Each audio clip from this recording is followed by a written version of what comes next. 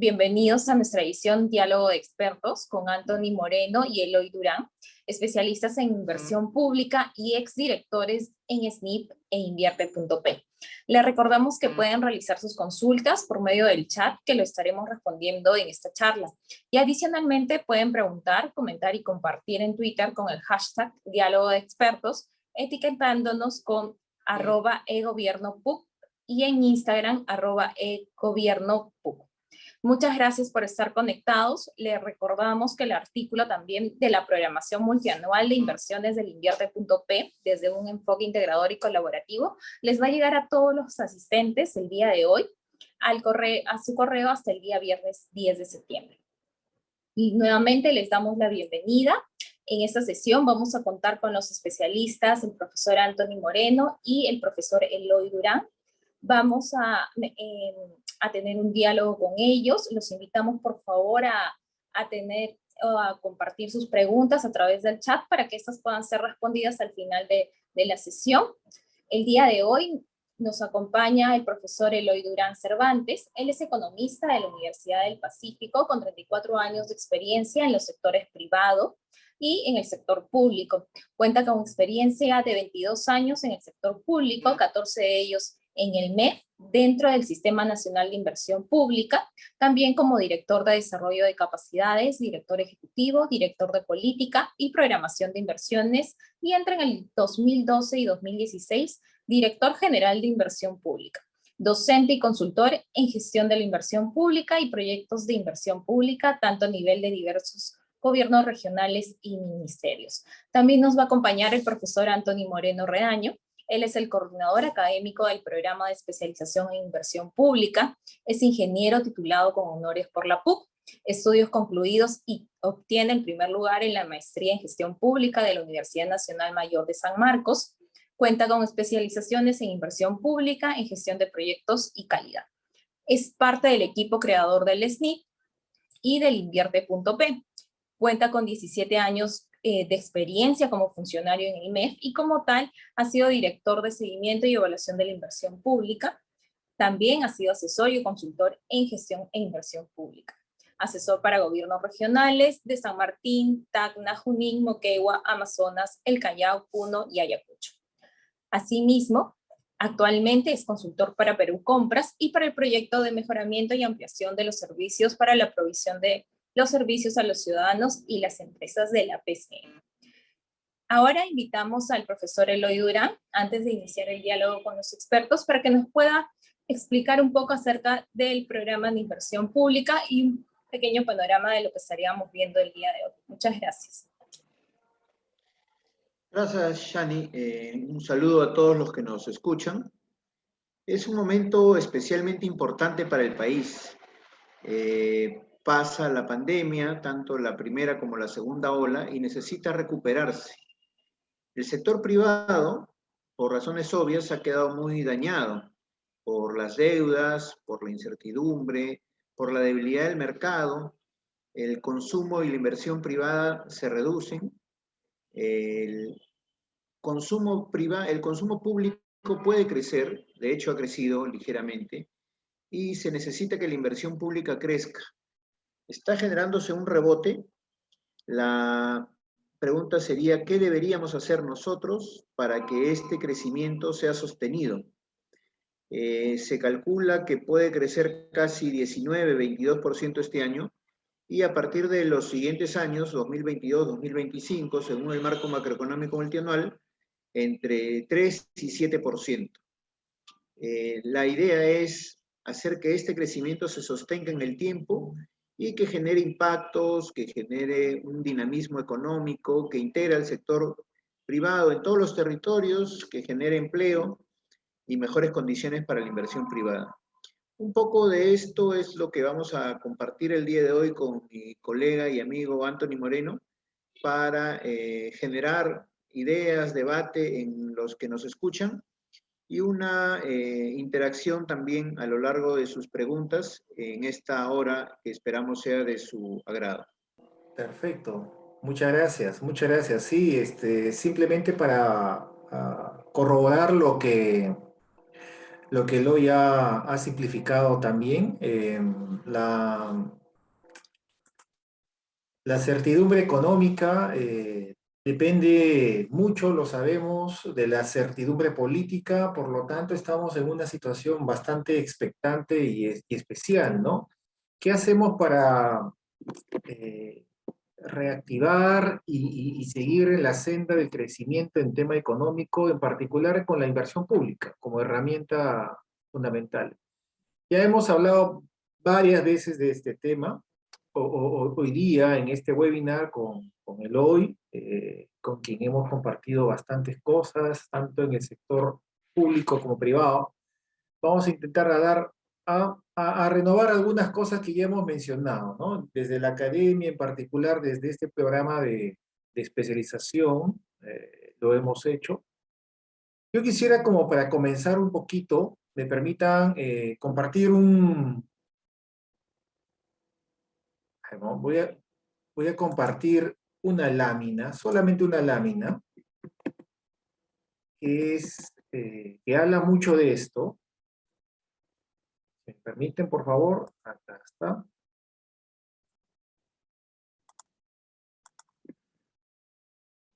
Una propuesta para mover la inversión pública. La inversión pública, por supuesto que es un acicate fundamental de la inversión privada, es un acicate fundamental para hacer que la maquinaria comience a mover. Ya se está moviendo, hay un efecto rebote, como muy bien lo explica Eloy. Hay temas de corto plazo y hay temas de mediano plazo, incluso de largo plazo, ¿no? Yo voy a comenzar un poquito a plantearles un tema de mediano plazo. Temas de corto plazo, muy posiblemente Eloy me pueda complementar mejor, ¿no? A ver, voy a ser bastante específico, porque creo que una de las cosas que necesitamos es ser específico, ¿no? En el tema específicamente de la inversión pública y mucho más específico de la infraestructura pública, ¿no? Tenemos que mover la infraestructura pública. ¿Qué se puede hacer en el mediano plazo? O mejor dicho, en estos momentos para que en un plazo más o menos corto comencemos a tener un desarrollo más sostenible de la inversión pública, ¿no? Entonces, me permito comenzar con un tema, con un ideal. El ideal de lo que se quiere siempre es esto, ¿no? Una infraestructura que cierre brechas, por supuesto que sí. Para eso está el INVIERTE, que sea rentable socialmente, eso desde la época del SNIP, pero que sobre todo sea construible, y ese es un gran problema, reto que tenemos, ¿no? Tenemos muchas necesidades, tenemos presupuesto. Hoy por hoy el tema de presupuesto para la inversión pública no es tanto el problema, a pesar de todo tenemos presupuesto para invertir, tenemos que focalizarlo mejor, tal vez definitivamente siempre se puede focalizar mejor, pero el gran problema va a ser eso, más que programarlo, planificarlo, formularlo, evaluarlo, lo que necesitamos con la inversión pública es ejecutarlo, y ya mismo. Entonces lo que se quiere es esto, ¿no? Una infraestructura que cierre brecha, rentable socialmente, construible, a eso me refiero con construible, que no nos quedemos en el camino, que no se quede estancado, paralizado, lleno de litigio, o simplemente estancado por temas técnicos. Además, por supuesto, luego operable y mantenible. Ese es lo ideal. ¿Cómo conseguimos eso? Hay muchas recetas. En la práctica internacional y en la academia podemos demostrarlo que parte de la receta es esto.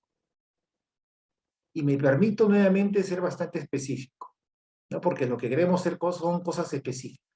Esto no se puede solucionar pues, en las siguientes semanas, pero perfectamente en los siguientes meses sí se puede solucionar. Si queremos eso, si queremos ejecutar tantas necesidades que tenemos, si queremos, por ejemplo, destrabar de una vez por todas los problemas que tenemos en el diseño mismo de la infraestructura, justamente tenemos que atacar este diseño, y para eso tenemos que integrar las diferentes especialidades, ¿no? No hay forma de ejecutar rápidamente los proyectos si es que no comenzamos a hacer más eficiente el diseño, lo que llamamos expediente técnico. ¿no? Hay un montón de bibliografía al respecto. Los famosos reportes de horas paralizadas de la Contraloría, 2019, 2020, lo señalan como primer punto de agenda siempre, el tema de los expedientes técnicos. ¿Qué hacemos para que estos expedientes técnicos se mejoren? No solamente es agarrar el látigo y exigir pues, a los consultores que hagan mejor su trabajo, no solamente es eso, si fuese tan sencillo como eso hace tiempo se hubiese arreglado el tema. El tema de fondo es la desarticulación que tienen los diferentes especialistas que participan justamente en la ejecución de estos expedientes. Y no trabajan desarticuladamente porque quieren. Bueno, tal vez algunos sí, pero en general trabajan desarticuladamente porque no pueden trabajar de otra manera. Son usos y costumbres que están muy arraigados en ellos y además mecanismos de comunicación no tienen. Si simplificamos un poquito, el mecanismo de comunicación que tienen entre ellos, tanto el arquitecto como el de estructuras, como el de mecánica, como el de sanitarias, como el de eléctrica, de comunicaciones, climatizaciones, gases, y etc. Y cada vez hay más especialistas, más especialidades para hacer infraestructura. Todos ellos usan básicamente como elemento común los dibujos. Hablando en sencillo, los dibujos. ¿Qué son dibujos? Planos. Planos, proyecciones, ¿no? Cortes. Son dibujos. Puntos, líneas y curvas. No es un mecanismo adecuado para integrar, no es un mecanismo adecuado para comunicarse, ¿no? Estoy simplificando un poquito el tema, pero en buena cuenta eso es. Entonces, falta mecanismos articulados de trabajo, por supuesto que sí, pero además también un mecanismo adecuado de gestión de información. De hecho, no gestionan información, gestionan dibujos. Y a partir de dibujos, lo que se quiere es conseguir información, lo cual a estas alturas ya es insostenible. De un dibujo no sale información sistematizada. Más bien la idea es al revés, es gestionar la información y que de ahí salgan los dibujos. Ahí justamente cumple el papel fundamental lo que se conoce como el BIM, por ejemplo. Pero si queremos que esto realmente se integre, tenemos que también integrar los procedimientos, los procesos, en buena cuenta las fases y las etapas del ciclo de inversión. Muchas de las personas que nos están escuchando conocen de lo que estamos hablando. Estamos hablando del ciclo de inversión del Inviértete, de proyectos. Llámale como tú quieras, ciclo de proyectos, ciclo de inversiones, ciclo de lo que tú quieras. Hoy por hoy se llama ciclo de inversión y son los diferentes estadios por donde va a pasar, un proyecto de inversión. ¿No? Ahora tenemos gracias, ahora tenemos este ciclo que comienza con la programación, termina el ciclo, comienza la formulación, luego viene la evaluación, termina esto, luego viene el expediente, luego del expediente viene la ejecución física, expediente, ejecución física, se llaman ejecución y luego viene el funcionamiento. Suena muy bien, suena académicamente correcto. De hecho, en el programa de especialización enseñamos de esta manera. Pero no podemos perder de vista que es una falacia, es una ficción, porque en la vida real así no se hace. En la vida real lo que la gente necesita es la obra, el hospital que funcione. Hemos dividido todo esto por facilidades de las personas que estamos trabajando en esto. Y lo hemos dividido de tal manera que hemos sido muy eficientes en dividirlo y realmente lo hemos dividido. El que programa conoce poco de formulación, el que formula con el que evalúa están eternamente peleados. Y ambos en un mundo muy paralelo al mundo del diseño, del expediente técnico. Tanto así que el expediente corrige todo lo que se ha formulado muchas veces. Dicen que no debe ser así, pero ¿por qué no? Si el que diseña tiene mucho más información que el que formula. Y todo esto, nuevamente, es una ficción, porque el que realmente conoce las cosas es quien ejecuta. Y se dan cuenta, y luego el que opera y mantiene. Entonces estamos separados completamente, y eso no puede ser así. Tal vez por temas prácticos tenemos que separar. Tal vez por temas normativos tenemos que tener funciones y órganos diferentes. Pero todo eso es una ficción. Lo real es que todo eso es integrado, articulado, y tenemos que ir más allá de las palabras articulación. Tenemos que integrar realmente las cosas, las fases, las etapas. Entonces, si queremos tener todos los especialistas trabajando articuladamente, tenemos que articular todo esto acá. Por ejemplo, si yo estoy diseñando un expediente técnico, este diseño no puede ir más allá, o sea, o tiene que enriquecerse con la participación temprana del ejecutor, no puede estar separado. Si yo ya estoy formulando ¿no? Un proyecto de inversión debería enriquecerse con la participación temprana del diseñador y no duplicar esfuerzos, por ejemplo, en hacer 2 veces 2 topografías, mecánica de suelos, 2 diseños arquitectónicos. Entonces, hay un tema bien serio de articulación real entre todos estos actores. Hablando en jerga del INVIARTP, entre la OPMI, la UF, la UEI. ¿No? Amén de todos los demás actores que existen por ahí, como el ejecutor, el constructor, el supervisor, ¿no? etc, etc. Pero ¿cómo articulamos esto? Porque suena fácil, pero no lo es. Si no, hace tiempo, desde hace 20 años lo hubiésemos hecho. Bueno, no lo vamos a conseguir si es que no articulamos, ¿no? La institución, la organización, los actores. Ahí está, justamente aparecen los actores. Y de actores estamos hablando, por un lado, aquellos actores que intervienen en la misma ejecución. La entidad misma, el proyectista que hace el expediente, el ejecutor que justamente construye, y en la misma entidad los actores del ciclo, el que planea, el que presupuesta, logística, los actores del INVIARTP, el que programa, la OPMI, la UF, la UEI. Suena un poco enredado, pero eso es lo que hace. Cada uno trabajando por su lado. Entonces tenemos que integrar estos actores. Y la pregunta nuevamente es, ¿y cómo conseguimos esta integración de actores? Con lo cual voy a conseguir integrar las fases, con lo cual voy a conseguir integrar los sistemas, con lo cual voy a conseguir infraestructura que se ejecute más rápidamente. La solución, integrando la información. Eso está avalado, hay muchas recomendaciones al respecto, hay bibliografía al respecto, hay evidencia al respecto, nacional e internacional. Integrar información. La información integrada te va a permitir, por ejemplo, visualizar y modelar mucho mejor. Ahí aparece el BIM. Esa es la relación del BIM. Esa es la importancia del BIM. Por lo tanto, el BIM no puede ser algo que simplemente muy orondos podamos decir, oye, hasta el 2030 tenemos para implementar BIM en el país. No. La emergencia, la urgencia amerita que tengamos mucha más rapidez en esa implementación. A su vez podemos, si integramos los actores, podemos entonces tener la posibilidad de participación temprana de algunos actores en el ciclo. Y si tenemos eso, podemos mejorar los mecanismos propios de la producción de un proyecto, implementar realmente el Lean, famoso Lean. Y por supuesto todo esto a través de objetivos concretos, ¿no? Este es el mecanismo y esta es la secuencia que como programa de especialización apostamos. Esto está avalado, esto en buena cuenta, los que conocen el BDC saben que estoy hablando del BDC, que es una especie de modelo de gestión de proyectos, avalado por la Universidad de Stanford, ni más ni menos. Y es lo que podemos implementar, adecuar, con sus matices, por supuesto, en el país, ¿no? No podemos seguir simplemente con tantos recursos de inversión pública y no ejecutarlos, menos en estos momentos. Y por supuesto, todo esto se envuelve en una legalidad. Tenemos que tener todo este enfoque legalmente constituido. Para eso tenemos que tener contratos legales que nos permitan y normativa que nos permita. Ahí surge justamente el espacio de los contratos colaborativos.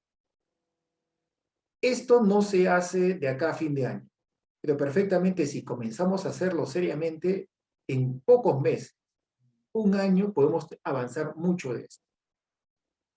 Hay que invertir en esto. Tiempo, esfuerzo.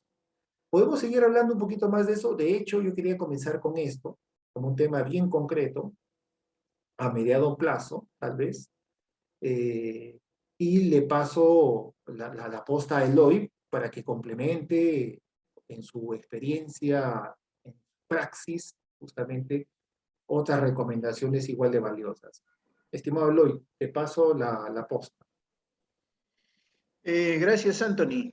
Este panorama tan completo que nos has compartido, yo lo quería aterrizar en unas decisiones muy puntuales que desde nuestras entidades de gobierno deberíamos adoptar. A ver, una primera. Ha habido recientemente un mensaje de nuestro presidente de la República. Él anuncia una cantidad de dinero para proyectos de Trabaja Perú. Me parece una decisión acertada en el sentido de que estos proyectos priorizan empleo. Y hoy día empleo es una de las variables claves, junto con ingreso, que están 15% por debajo de su nivel, impiden que haya consumo. Si no hay consumo no va a haber inversión ni crecimiento del PBI. Es clave el empleo, como el ingreso.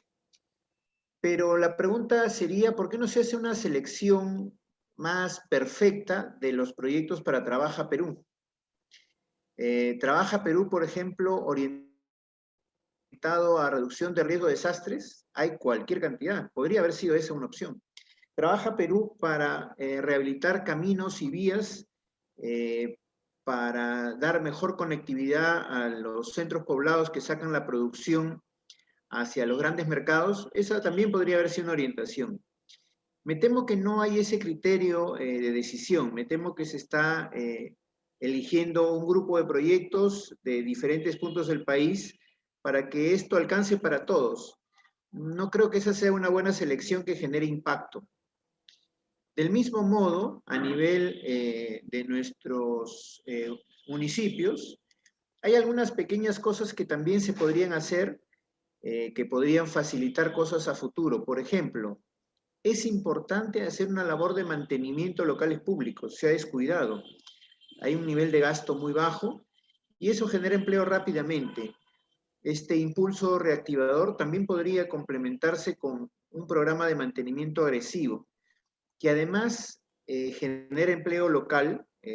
Las empresas son empresas pequeñas de la zona y emplean a personas de la zona. Junto con eso hay que pensar en otras mejoras ya mirando el futuro.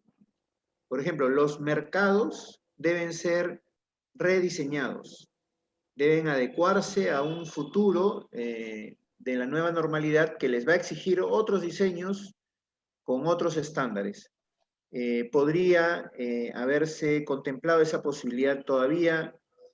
Tenemos restringidas algunas actividades en colegios, en postas, en losas deportivas. Podríamos aprovecharlas para trasladar el mercado temporalmente y dedicarnos a remodelar estos mercados. Eso se va a tener que hacer tarde o temprano.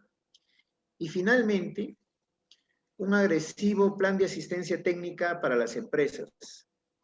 Las empresas han hecho esfuerzos importantes para tener mejoras en cuanto a su operativa, para poder colocar sus productos en el mercado. Sin embargo, no se están preparando para lo que viene tras la pandemia.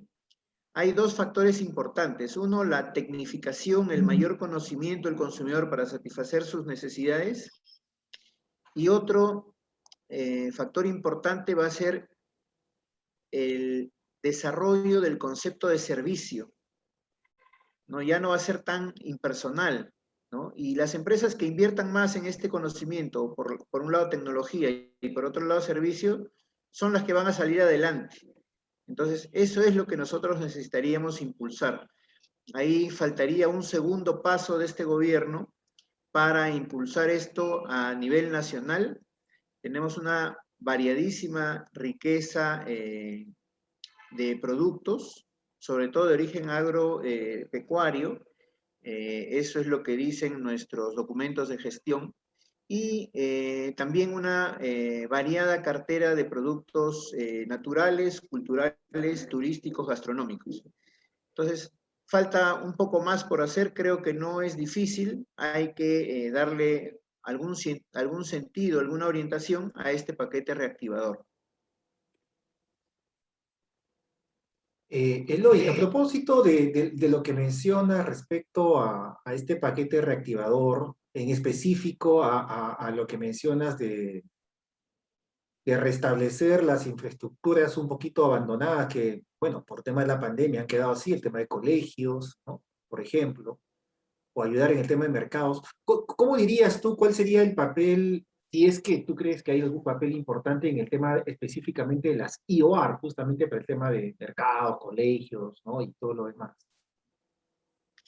Bueno, la palabra clave la mencionas tú, ¿no? porque la IOAR para mercados lo que debería buscar es la remodelación sin que eso implique incremento en el nivel de servicio, cosa que se va a dar. Está pintadita una IOAR para un mercado, por ejemplo. Exacto. Sin embargo, no se ha priorizado eso, ¿no? También tendremos que invertir en reparaciones, en equipamiento, hay muchísima brecha, también tendríamos que invertir en equipamiento, ahí también está pintada una IOAR de reposición, por ejemplo, ¿no? Y en el caso de la CIOAR, una recomendación general también que yo haría es, dado que la brecha es muy grande, habría que contemplar la posibilidad de hacer una IOAR múltiple, es decir, una IOAR, no solo la IOAR que provee de nuevos activos a una unidad productora de servicios, y no solo la IOAR que provee de un activo a muchas unidades productoras de servicios, sino de una IOAR múltiple que provee a muchos activos a muchas unidades productoras de servicios.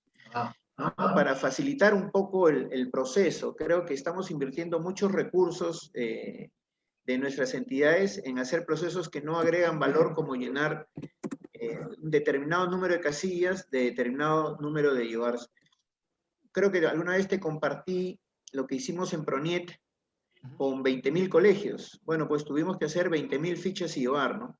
Eso ya no debería repetirse, ¿no? Hay que facilitar este proceso que sea lo más rápido posible. Claro, que parecería sencillo. De hecho, una ficha de IOAR pues, es mucho más sencillo que la formulación de un proyecto, pero eso no significa que bueno, tenemos que abusar, ¿no? Esto está interesante, ¿eh? De IOAR múltiples. Muchas UPs, muchos activos, muchos UPs, ¿no? Un tema de simplificación también administrativa por ese lado. Yo creo que el Dios está en los detalles. O sea, esos son los detalles operativos que muchas veces a uno lo limitan, ¿no? Y si hablamos de temas de hacer eficientes ya mismo, las cosas parten por cosas como esas, ¿no? Insisto yo con lo que comencé también, si me permiten, ¿no? O sea, no hay cuerdas separadas, ¿no? La economía con la política están bastante interrelacionadas, incluso hoy día con la salud ahora, ¿no? Entonces, en ese sentido, la pauta de insistir con el tema de salud, las vacunas, eso es positivo. Ojalá se haga a la velocidad adecuada, ojalá también se mantenga un equilibrio en la parte política para que la parte económica pues comience también a fomentar los réditos que esperamos. En el caso concreto de la inversión pública, recomendaciones claves y así concretas como las que Eloy está vertiendo me parecen fundamentales. Esto de la CIOAR, ¿no? Yo también creo que hay muchas CIOAR, usando el término de Eloy, que están pintadas, ¿no? Más a mediano plazo es lo que dije al comienzo, acerca de la gestión de la información. Cambiar este paradigma, y tenemos que hacerlo ya mismo, de a partir de dibujos sacar información por información modelada, a partir de la cual salen los dibujos, ¿no? Ese es el arte del BIM. Y para entenderlo y para concretarlo no hace falta mucha ciencia. Si yo quiero pues tener un BIM a un nivel 3, a un nivel 4, con toda la parafernalia para grandes proyectos, por supuesto que sí, eso es algo complejo y va a tomar mucho tiempo. Pero un BIM mucho más específico, en una cartera mucho más acotada, con estos usos mucho más definidos en cuanto a gestión de la información para agentes técnicos, de verdad que no hace, no es, no es cuestión de esperar muchos meses tampoco, ¿no? Y si ya hablamos también de cosas como el BIM, algo que necesariamente se debería comenzar a testear, a formar, son otras buenas prácticas, como ejemplo, espacios de concurrencia, ¿no? Lo que se conoce como el fast track. El InviérTP, no sé qué tú piensas, Eloy, por ejemplo, a mí me gustó muchísimo que en el InviérTP haya este espacio de concurrencia, de fast track, entre la formulación y evaluación. Tal vez no todo el mundo, o muy pocos, aprovechan, ¿no?, hacer una formulación, una evaluación concurrente a la formulación. pero que se permite, se puede hacer. El IRTP lo permite, ¿no? Y así buscar más espacios de concurrencia, de trabajo colaborativo, de trabajo en paralelo, de fast track, ¿no? Yo creo que también sería algo importante. No sé tú qué opinas respecto a eso, por ejemplo, Eloy. O lo ves muy complicado de implementar o de hacer? Mira, en la experiencia reciente yo he encontrado proyectos que se han ejecutado siguiendo las pautas que se establecieron en el contrato. Sin embargo, por razones de eficiencia, para generar sinergia, para ahorrar costos, para ganar tiempo, para ajustarse a los plazos, las entidades, por su propia iniciativa, han incorporado estos criterios, ¿no?, de fast track. Hacen bien. La entidad pública no lo ve, ¿no?, pero la empresa contratista lo está aplicando. Entonces ahí creo que hay que hacer un esfuerzo para que el Estado se ponga a nivel, ¿no? Cada vez son más las empresas dispuestas a hacer esto, pero por razones contractuales esto no se pone en evidencia, más bien se soslaya, ¿no? Y se sigue trabajando a la manera antigua, con los plazos antiguos.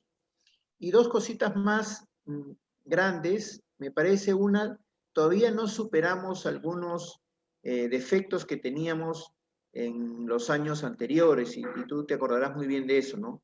Terrenos y títulos habilitantes, primero. Y segundo, con la realidad actual, en una situación de emergencia, me parece que se está haciendo un abuso de estos proyectos que se ejecutan por emergencia. Y luego tienen que ir a un proceso de subsanación, o mejor dicho, regularización, ¿no?, ex post, de los documentos, de contrataciones, de Invierte P, y muchos de ellos, así como los proyectos, muchos no cierran, los proyectos que están ejecutando por emergencia no están regularizando los documentos de gestión que debieron ser previos, ¿no? Y esto está generando un problema de descontrol, un problema de seguimiento, un problema de rendición de cuentas, y podría también estar escondiendo un problema de corrupción, ¿no? Entonces, por no hacer las cosas de mejor manera, estamos volviendo a lo que antes había, ¿no?, que se estaba superando. Completamente de acuerdo, Eloy.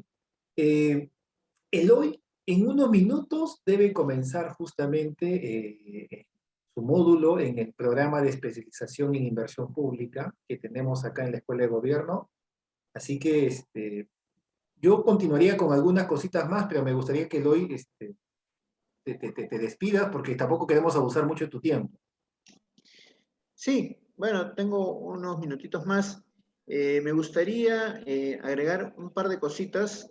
Una primera, hay una pregunta interesante que nos hace nuestro amigo Iván Paz, ¿no?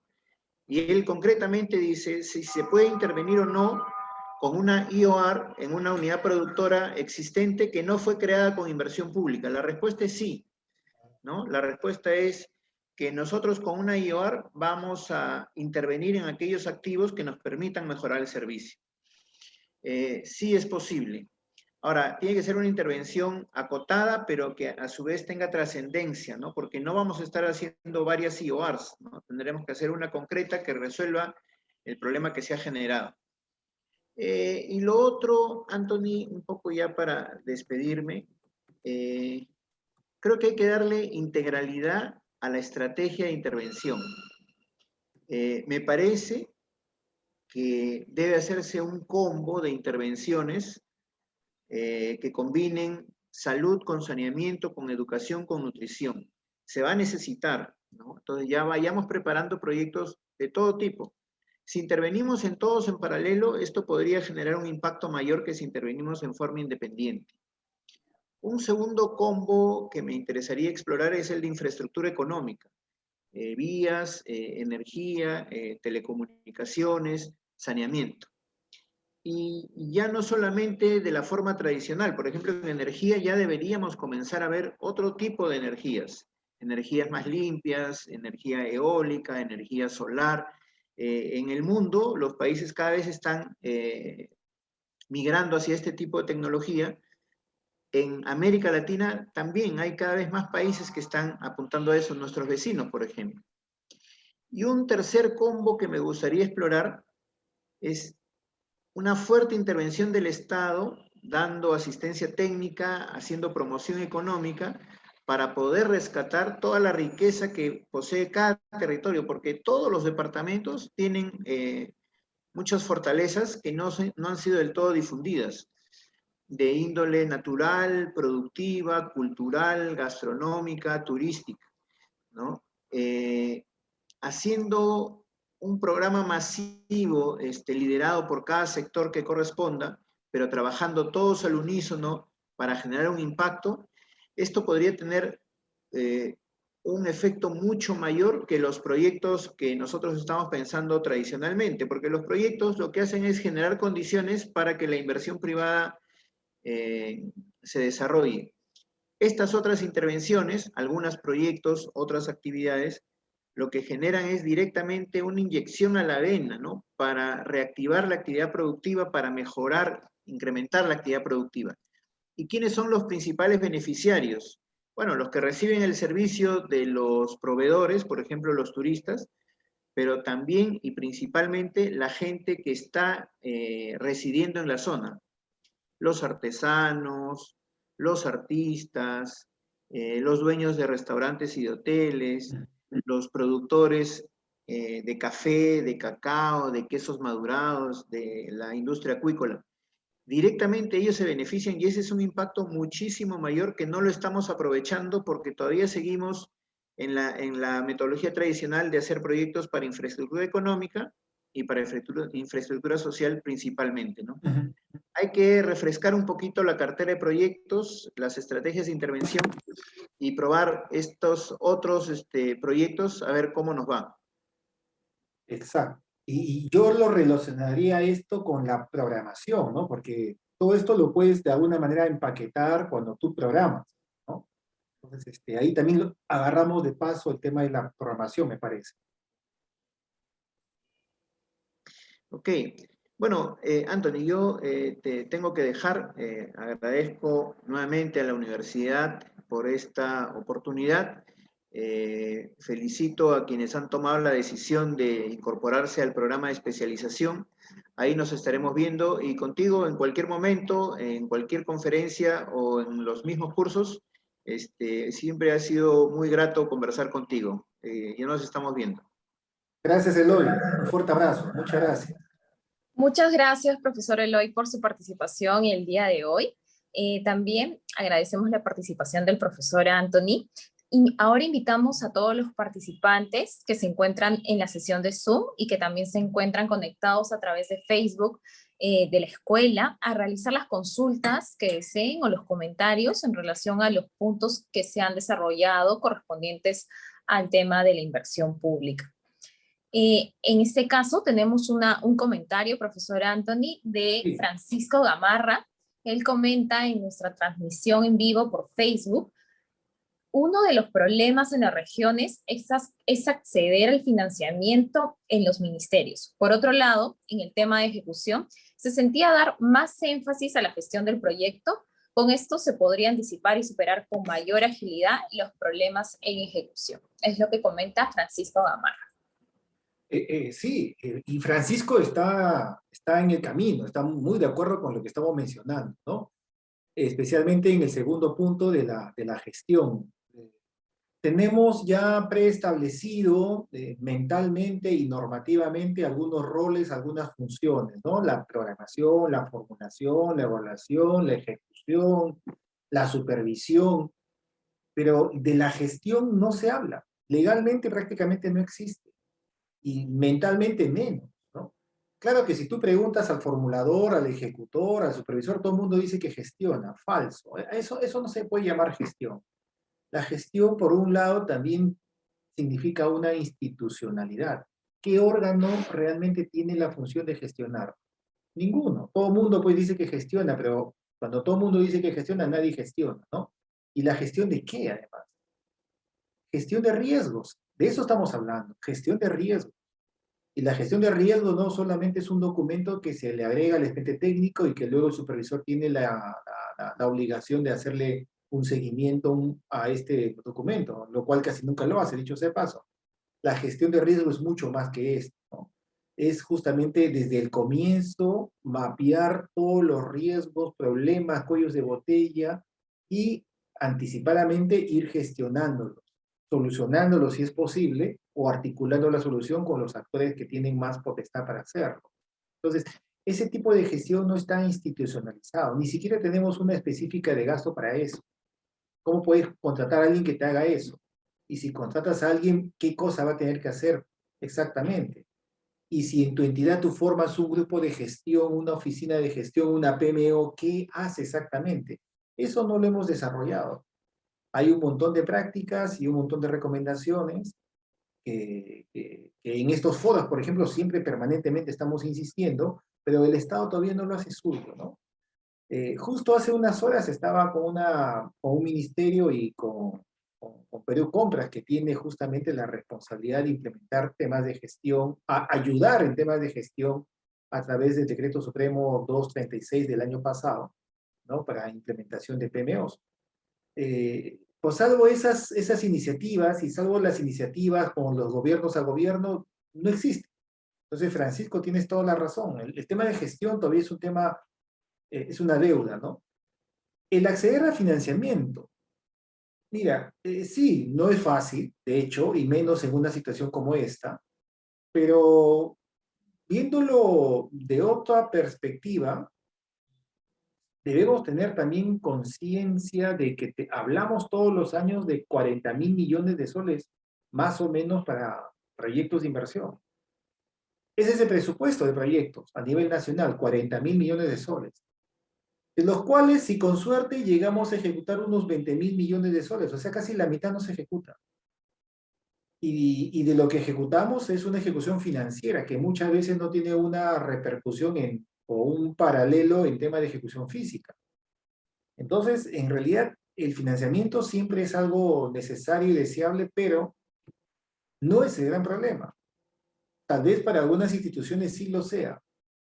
El problema es que una vez que recibas el financiamiento, ahí comienza tu problema, porque normalmente te tardas en ejecutar. Ejemplo de esto son los más de 15 hospitales que están paralizados. Todos tienen presupuesto, no están paralizados por falta de presupuesto, están paralizados por un montón de cosas que hemos hablado al comienzo de esta sesión, ¿no? Problemas en diseño, expediente técnico, en ejecución, en contratos, etc., en terrenos incluso. Pero tienen financiamiento. Ahora, ¿el financiamiento alcanza para todos? No alcanza para todos. Entonces ahí está la dificultad que posiblemente se refiere Francisco. Son dos temas muy importantes, ¿ah? No sé si hay alguna pregunta más, Chani. Sí, profesor, también tenemos una siguiente pregunta.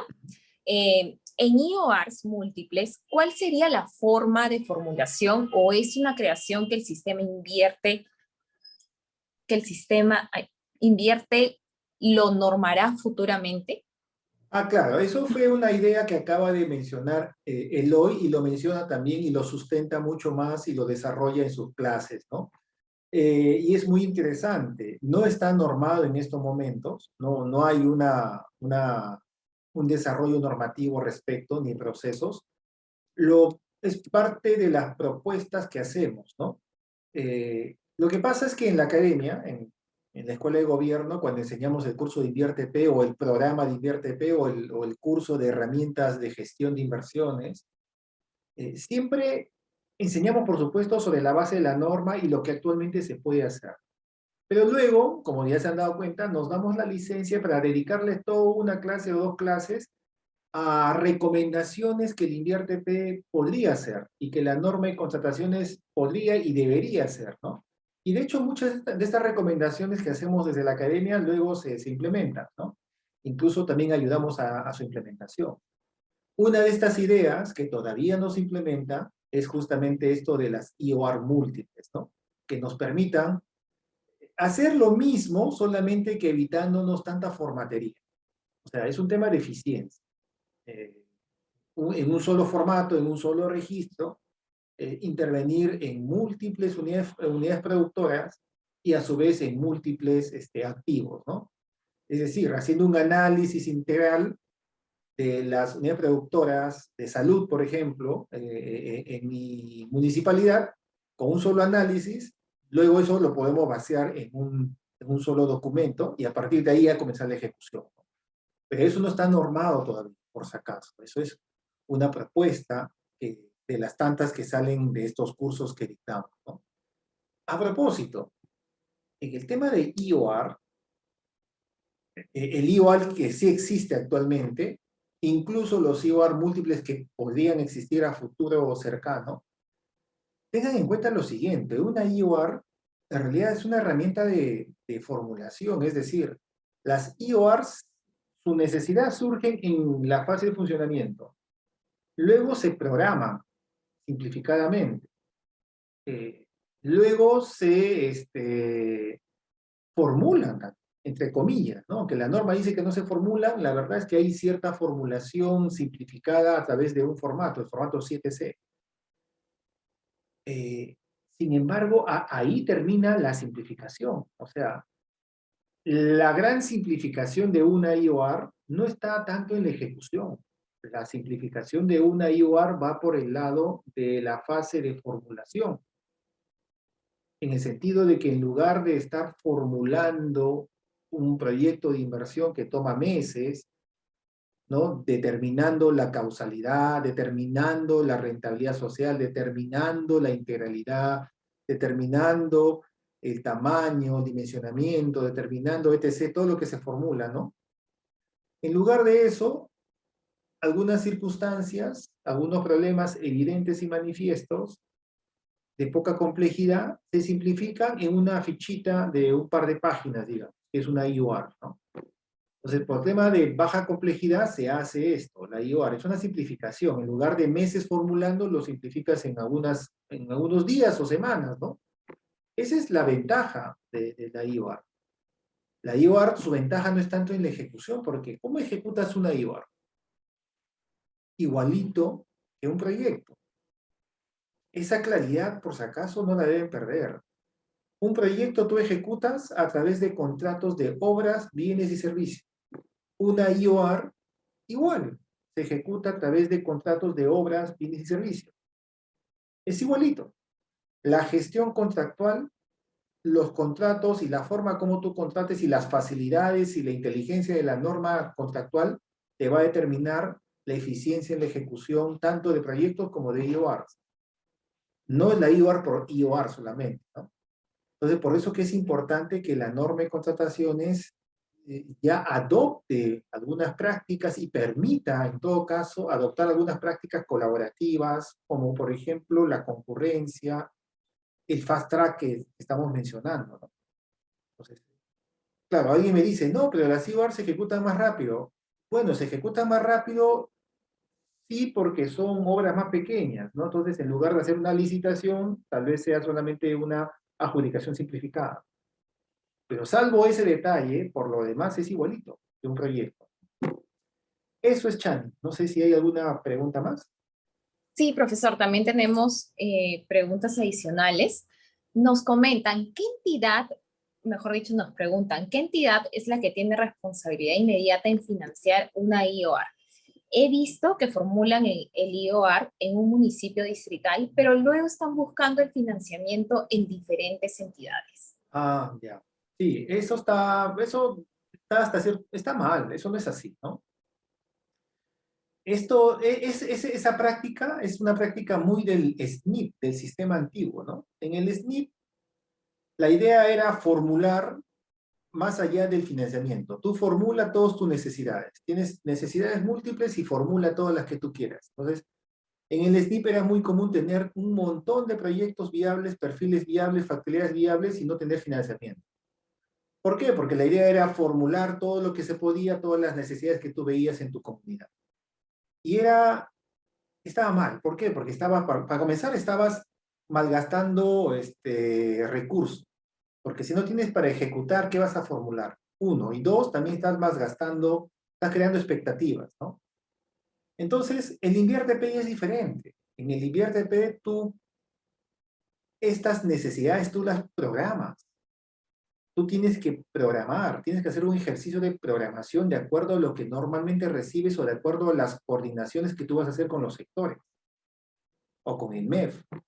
Entonces, tienes una programación multianual que más o menos te dice lo que vas a hacer en los siguientes años. Entonces, no corresponde estar formulando IOR por todos lados o proyectos por todos lados. Casi uno formula ganador. Lo que formula y lo que programa, eso es lo que va a tener que ejecutarse. ¿Por qué? Porque tiene financiamiento ya. Entonces, digamos, yo lo veo como todavía como un rezago mental, una mala costumbre que se arrastra de cómo se formulaba en la época del SNP, ¿no? Formula todo lo que tú quieras, llena formatos, haz perfiles, haz EORs, ¿no? Y luego comienza a tocar puertas por todos lados. No, no, eso crea expectativas, eso crea un montón de recursos malgastados, porque además, por ejemplo, en el caso de proyectos, formulas un proyecto y comienzas a tocar puertas. Cuando recibes financiamiento, posiblemente pasó ya 3, 4 años y tu perfil ya está desfasado, ¿no? Entonces, no, yo lo que se tiene que hacer es una programación seria que supone un análisis de brechas, un análisis de la realidad de tus unidades productoras y a partir de eso ya recién tú puedes programar y formular lo que se requiere, que más o menos tienes cierta certeza de lo que se puede presupuestar. ¿Quién tiene que financiar entonces la COR? La entidad. ¿Quién tiene que financiar los proyectos? La entidad.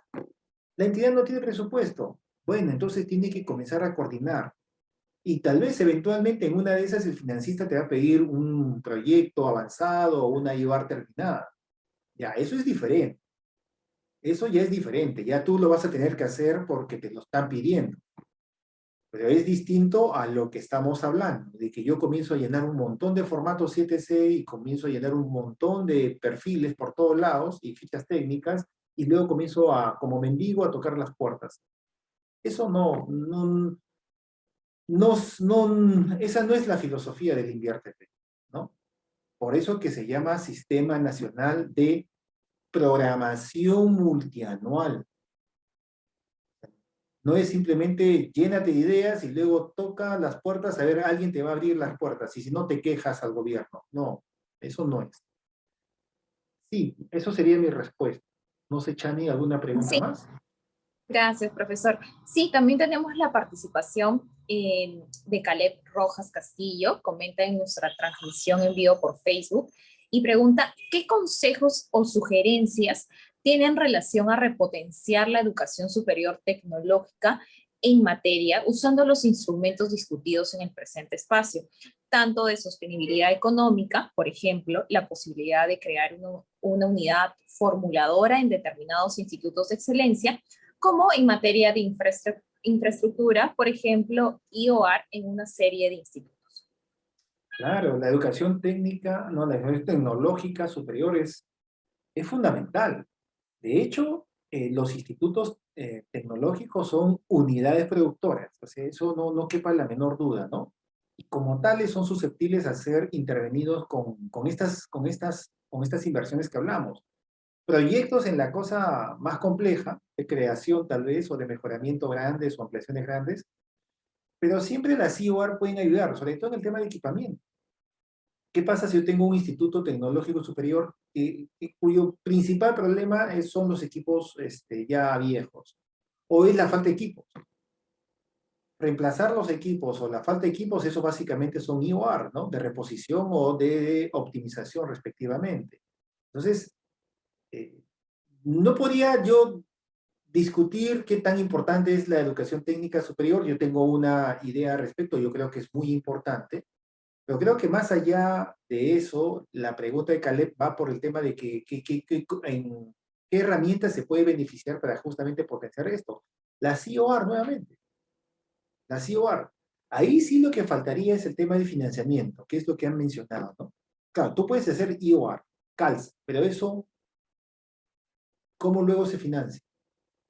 Entonces ahí tiene el problema del financiamiento, ¿no? Que no he repetido más de una vez. Yo creo que ahí justamente son las oportunidades que no se está viendo como gobierno, ¿no? una de las formas importantes de reactivación es justamente esta apertura que se necesita de hacer cosas simples, potentes, ¿no? En temas importantes. El tema de de las instituciones tecnológicas superiores, yo creo que calzaría como un tema importante, que el gobierno debería ver y hacer un fondo o comenzar a reorientar fondos justamente a estos temas importantes de intervención inmediata, ¿no?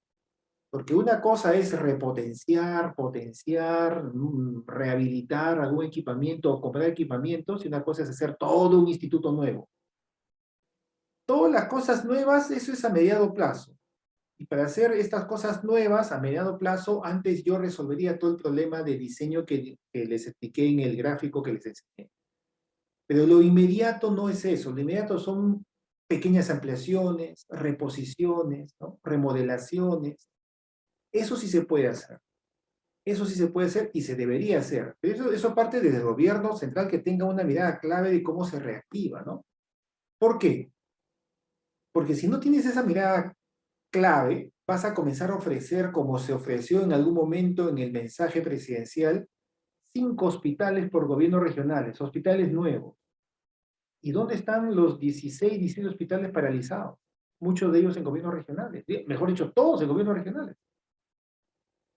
¿Dónde están todas las horas paralizadas, las más de 1000 horas paralizadas que tenemos?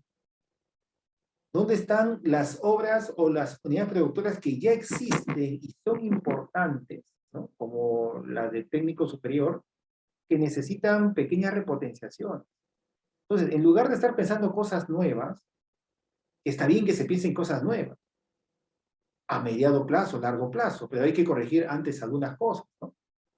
Perfectamente en lo que ya existe se pueden hacer estas inversiones.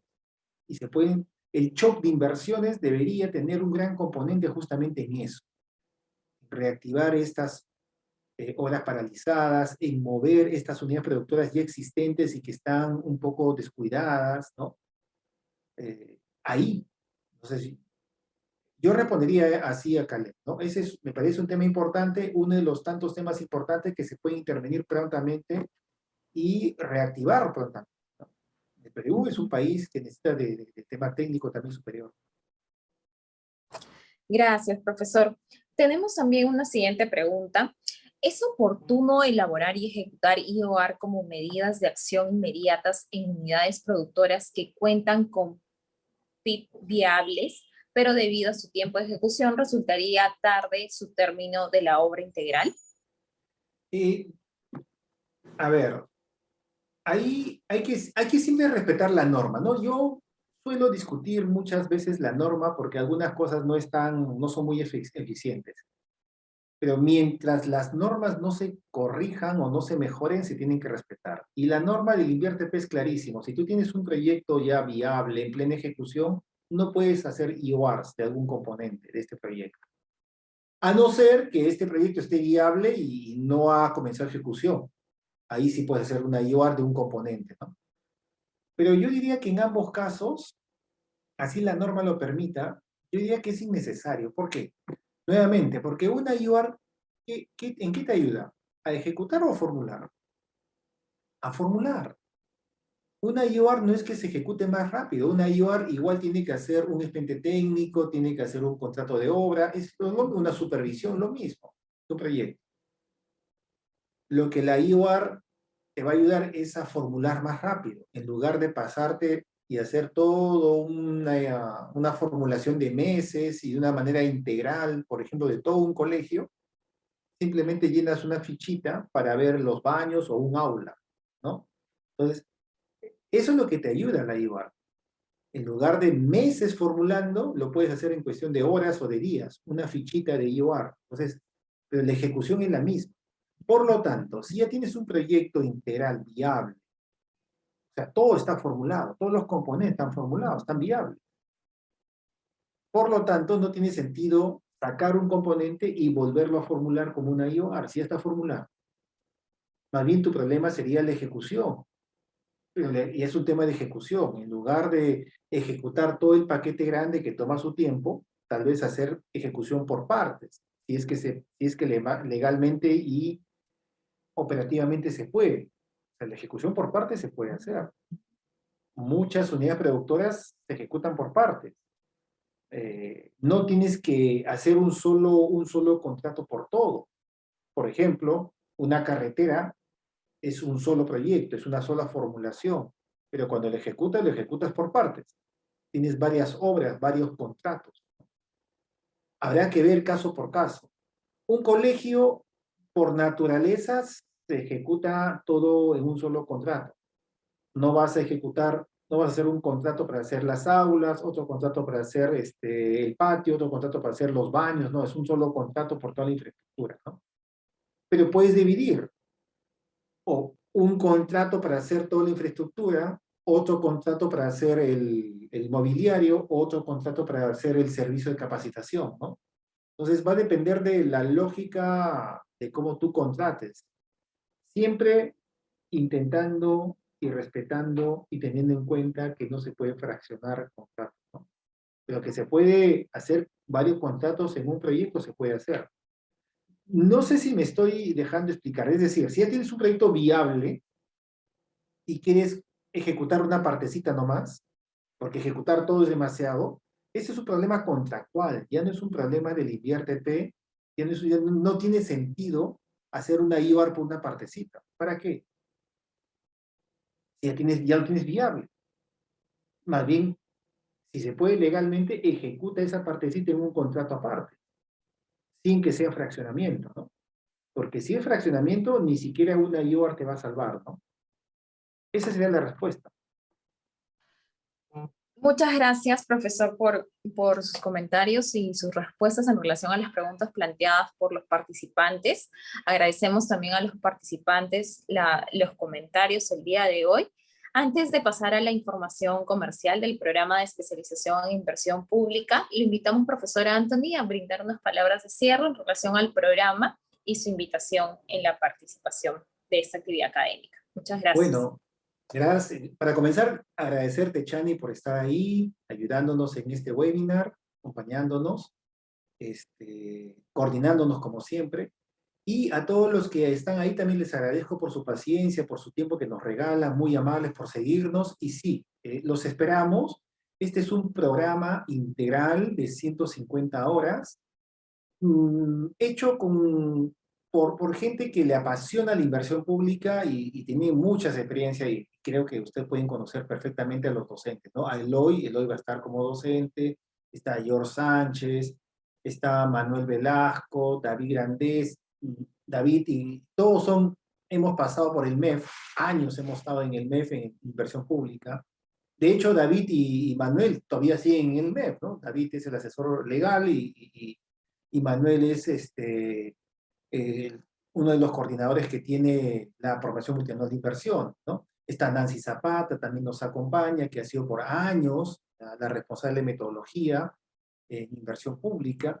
Entonces, son personas con experiencia y todas son ex-MEF, ¿no?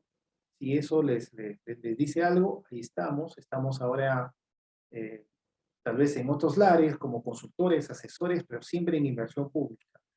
Y no solamente vamos a ver, como ya les dijimos, el desarrollo concienzudo de la norma y de los procedimientos actuales y vigentes, sino también todo este conjunto de recomendaciones y buenas prácticas nacionales e internacionales, que suelen ser luego normadas, ¿no? De la academia, de estos espacios, han surgido los comités de seguimiento, han surgido las mismas IOR, han surgido modificaciones a la norma que luego se han hecho, han surgido afinamientos, etc. Entonces, estas dos características me parece que son importantes, ¿no? Por un lado, una explicación con casuística de gente que está por pasión, ¿no? Permanentemente metida en inversión pública, desde el punto de vista del MEF o afuera, pero por otro lado también nos sentimos con el deber moral como ex-MEF de brindar y desarrollar con ustedes mejoras que usualmente luego se vienen a implementar, ¿no? Siempre se puede mejorar todos los sistemas y la academia tiene esa responsabilidad y así lo asumimos también en este programa. Y lo hacemos juntos, lo mejor de todo. Eso diría Chani, los invito a todos, ¿no? Muchas gracias, profesor, por sus palabras el día de hoy. Ahora sí, invitamos a Carolina Pineda, la asesora ejecutiva del programa de especialización en inversión pública, para que nos pueda brindar la información comercial del programa de especialización. Muchas gracias. Adelante, Carolina. Muchas gracias, Shani. Buenas noches, profesor Anthony, profesor Eloy y asistentes a nuestra edición Diálogo de Expertos. Les saluda Carolina Pineda, soy asesora comercial de la Escuela de Gobierno y Políticas Públicas PUC, encantada de saludarles. En esta oportunidad queremos compartir con ustedes los beneficios de estudiar el programa de especialización en inversión pública bajo la modalidad a distancia. En primer lugar, contamos con una plana docente con amplia experiencia ocupando puestos de alta dirección en el sector público, lo cual les permitirá aprendizajes actualizados y casuísticas reales. Las clases serán en vivo y grabadas con asesoramiento académico personalizado y permanente. Y adicionalmente, los trabajos grupales realizados en los diferentes módulos buscarán potenciar sus habilidades de trabajo en equipo y networking.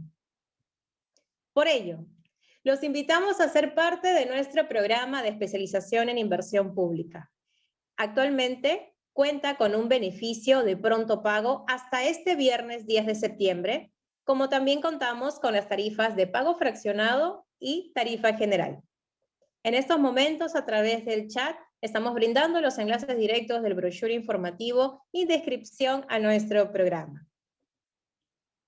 No duden en escribirnos a nuestro correo electrónico sc.gobierno@puc.edu.pe o vía WhatsApp y llamadas al teléfono 962-379-448.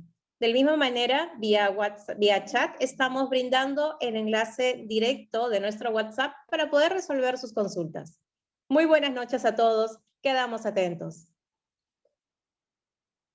Muchas gracias, Carolina. Agradecemos a todos su asistencia el día de hoy por estar conectados. Les recordamos también que el artículo de la programación multianual de inversiones del Invierte.p, desde un enfoque integrador y colaborativo, les va a llegar a todos ustedes a su correo hasta el día viernes 10 de septiembre. Muchas gracias por su participación.